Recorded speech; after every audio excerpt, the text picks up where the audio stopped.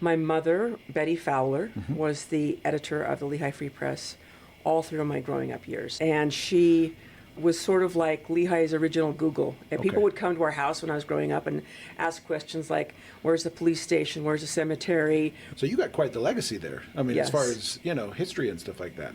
And then when the market crashed in 2007, they abandoned those weeklies. I run a separate company called Copperlight Communications, which is a marketing firm that actually earns me a living. Oh, and okay. Lehi Free Press is essentially a gift to the community. She gave it her all, man. Yeah, she did, yes. And it was owned at that point by a company called New Utah. Our editorial process is extremely professional, so everything you'll see online has been edited. Okay. We're not just slapping stuff up there. We joke in the family that it was like starting a dairy. How do you stop the dairy? Sure. The cows need to be milked. Sure. Yeah, once you're in it, you're in it. And it also creates a lot of more credibility and more trust with the community when they know you're going to be published every single week. We love the senior community in Lehi, and we serve them. It's a lot of work. But we try to sort of, it's like herding cats, but we've got it into an organized herding cats, so Sure. it's a little bit less disorganized than typical herding cats. People typically don't understand how hard something is when you start a business. Yeah. But the news business is hard in the sense that everything has to be 100% accurate all the time. Accuracy, truthfulness, honesty is all you have. There's no, nobody's getting rich. Nobody's getting kickbacks from politicians or anything like that. Lehi is lucky to have us, I'll be honest. Okay. Because most cities don't have a newspaper. They're just gone.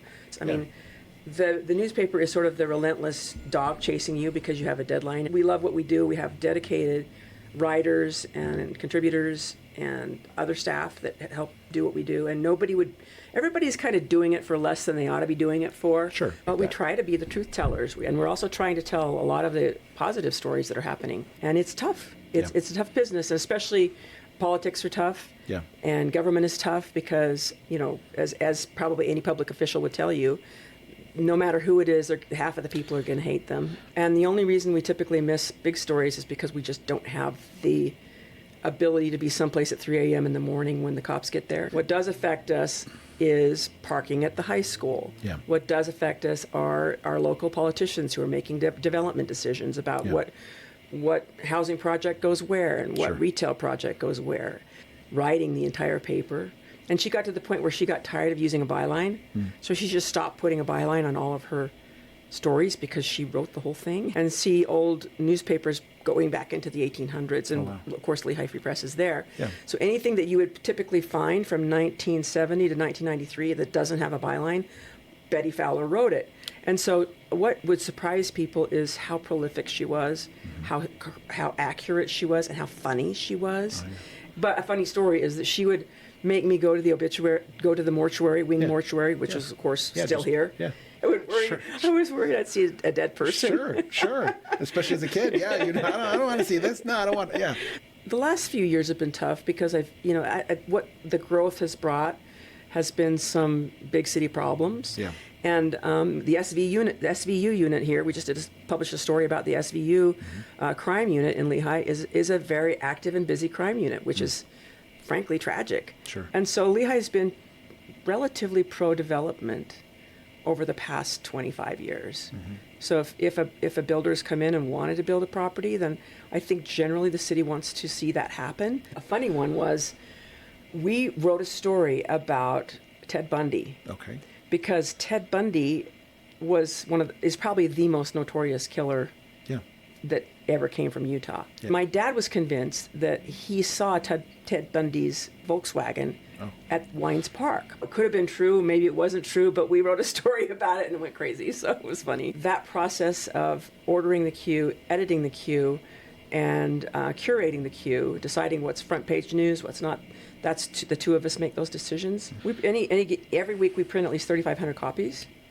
I could have passed off the editing responsibilities to somebody else years ago, but I'm just picky, and I just like it to be as good as it can possibly be, and I probably could pass that off and may at some point. Some of the comments are not appreciated. Of course. If anybody makes a comment that is crude or curses, I remove it.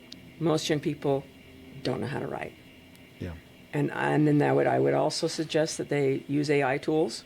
But initially, they need to learn how to write a story. So it's hard to find somebody who was willing to sit for 6 hours and watch something when there's a lot of ums and ahs and pauses and so I do see us using it for those purposes. And then, have it transcribed, and then she could put it into AI to have it summarized and stuff like that, so I think that's very wise, actually, use of it, because you're still gaining from it. But I also hesitate a little bit with that. Anybody, in my view, who wants to be a city councilor or on the planning commission, I don't have any desire to do that at all. Oh, optimistic, for sure. Okay. I think that we need, there are things I think Lehi needs. Of course. But I also think that, it's just full of wonderful people. And that's really because I was a band nerd in high school. I love that stuff. Yeah. And what people don't understand is those are very complex issues because a lot of those roads are state roads. Yeah. So now you're dealing with legislative issues, legislative money, legislative appropriations. We just published a story this week about how Lehi and American Fork have entered an agreement to expand the Pony Express. You can say all the sound bites all day long, but solving these problems takes time, money, and effort and commitment. But like I said, I'm probably one of the few people that sort of has a sense of the complexity. Yeah. It's tough. These are tough problems. It costs us, just hard costs, about $2 a paper to create it and to print it and to mail it. I take it home, and my mom's blind now, but I read the whole thing to her. But, what we do costs money. Yeah. And we would love more support, but I'm also at the point in my life where I'm not going to go begging for it. I think of it more as a community property. No one gets paid what they deserve, but every reporter gets paid for every story. In general, don't understand how hard journalism is. Sure. And they accuse us of being left-leaning or right-leaning, and it's like, but all we're doing is just reporting the facts. Right? There's nothing free about Lehi Free Press. People tend to be really polarized, and they won't listen to anything that doesn't fit their worldview. I think it's important to just be a curious person and listen to other people and to listen to multiple points of view, because I think it just makes you a better student, a better learner. And we celebrate people's accomplishments, and we help share all the good news. We probably are a little fluffy, to be honest. Sure. We're probably more fluffy than we probably should be, but we've always tried to do that.